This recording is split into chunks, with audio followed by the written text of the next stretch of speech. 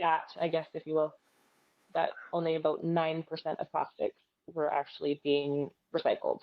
And that's huge. You think about how much you throw into the bin each month and each year. If only 9% of what we're collectively recycling actually gets recycled, that's devastating.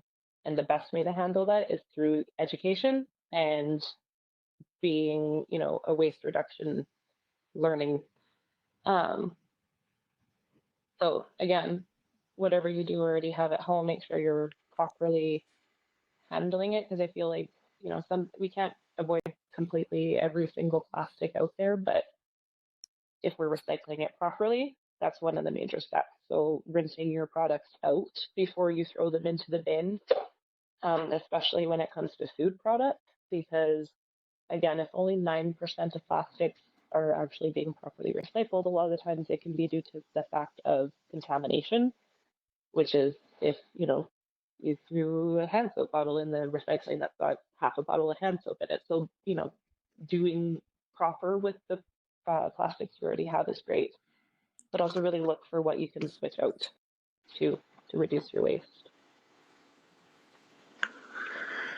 As a parent, why is it important to do the things that you're doing?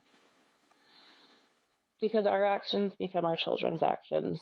So if they see us, making an effort to do better, they're going to learn to do better themselves. And kids are always going to try and, do even better than what their parents did. I think that's kind of in all of us, is to take the lessons that we've learned and keep making things better. So if we're conscious and sharing that with our kids, then they're going to continue that on long after we're gone.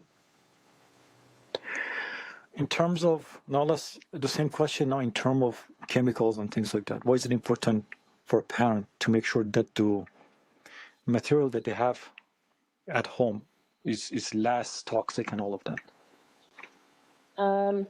When it comes down to the ingredients that are in your products, it's important to really look at what you're using and things, because, the fragrances that are in products, those cause respiratory issues, those cause,